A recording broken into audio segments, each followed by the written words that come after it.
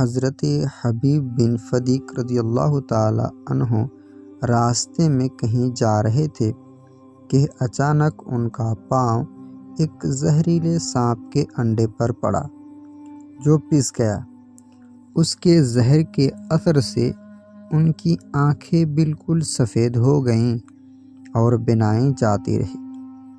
یہ منظر دیکھ کر حضرت حبیب بن فدیق رضی اللہ تعالی عنہ کے والد بے حد پریشان ہوئے اور انہیں لے کر نبی کریم صلی اللہ علیہ وسلم کی خدمت میں حاضر ہوئے۔ انہوں نے پورا واقعہ بیان کیا۔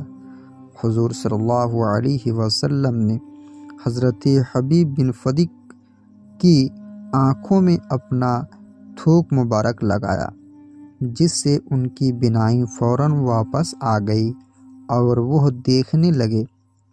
راوی بیان کرتے ہیں کہ انہوں نے خود حضرت حبیب بن فدیق رضی اللہ تعالی عنہ کو دیکھا۔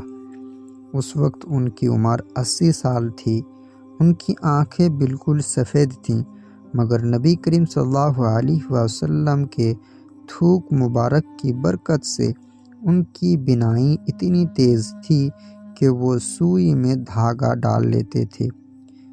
حضور صلی اللہ علیہ وسلم کے تھوک مبارک میں اللہ تبارک و تعالی نے خاص برکت اور شفا رکھی تھی، جس کی برکت سے اندھی آنکھیں بینائی حاصل کر لیتی تھی۔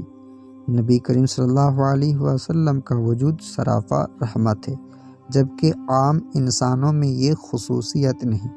عام انسانوں کا تھوک بیماری پھیلا سکتا ہے، لیکن نبی کا لعاب دہن شفا اور نور عطا کرتا ہے، لہذا نبی کو عام انسانوں کے برابر سمجھنا سراسر غلط ہے۔